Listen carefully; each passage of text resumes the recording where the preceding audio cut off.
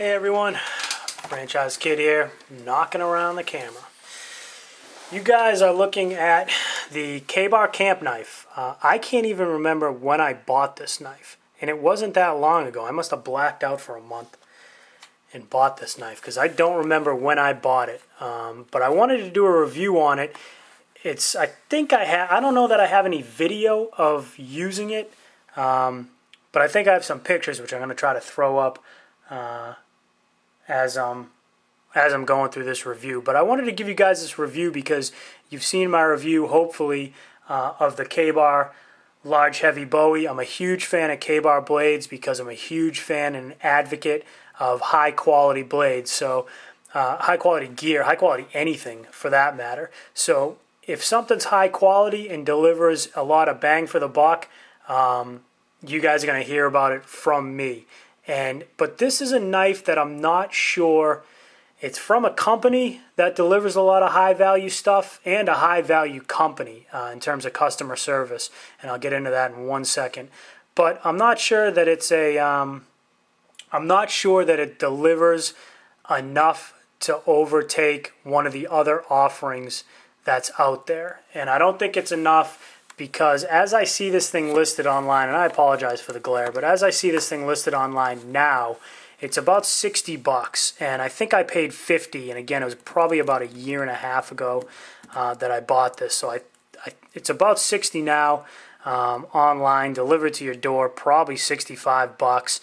And I got to be honest with you, I'm not sure it stacks up. What you've got, and I'll just get into the details of it. Is you've got a setup.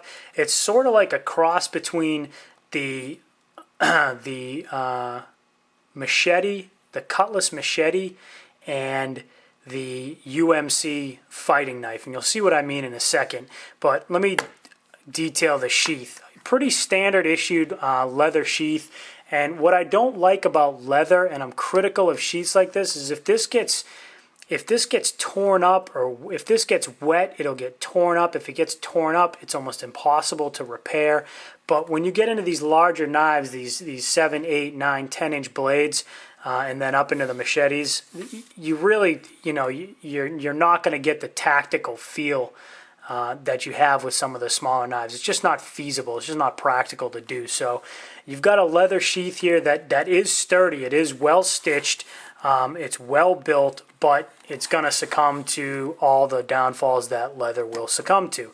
So here you've got a snap on this side, which will keep the knife, very sturdy in there. On a side to side, you've got the retention strap up here.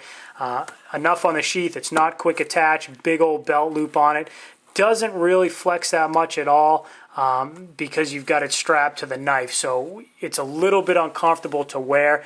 And that's why you'll probably never see me wearing this. And I'm not sure you're ever going to see me really using this because, again, I don't think it can match wits with some of the other offerings from K-Bar, both above 8 inches and below 8 inches. So let's unsheath this thing and let's get to it. You guys can see that I've obviously used it before.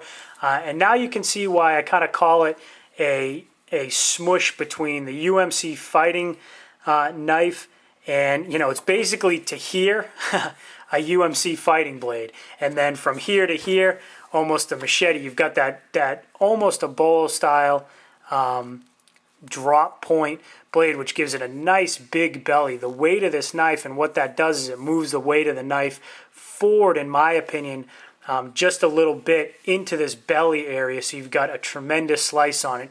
You've got, again, an 8-inch blade. The overall length, it's 12 3/4 overall length. You've got a 20-degree hollow grind on this knife. It's 2 inches, I believe, at its thickest spot. Let me grab my trusty ruler and just make sure I'm telling you the truth. Yeah, you go 2 inches at its thickest spot, so you've got plenty of platform here to work with. Again, 20-degree hollow grind when you get to it. 1095 carbon steel. The heat treatment on these knives are incredible. I don't have to say any more about the K-bar heat treatment on 1095 steel. They completely get it right. You've got finger guard, top and bottom. You guys know my feeling on that. I really don't like that because it limits your ability to split wood and baton using the back section of this knife, giving you the whole blade to work with. Nice thick spine, quarter inch thick spine on this all the way down so it doesn't thin out like the Bowie does, which I really like. But it's not a Bowie style design, so they can get away with that. You've got the K-bar stamp, which is always neat. It's not Olean, New York. I believe it's Olean, as it's pronounced. My New York brethren can correct me on that if I'm wrong. I believe it's Olean. But very, very sharp blade, as all K-bars are. Somebody tell me if they've ever gotten one that's dull out of the box. I never have. They're just great knives. So you go back, you've got the Kraton G thermoplastic handle that's melted on to the, I've heard it described pretty properly as the rat tail full tang design. Now these on the camp knife and on the on the K-bar large heavy Bowie and just the regular heavy Bowie is a thicker or a wider tang than what you guys see on the UMC fighting knife, and I'll annotate the dimensions. I have it, I just don't remember it off the top of my head.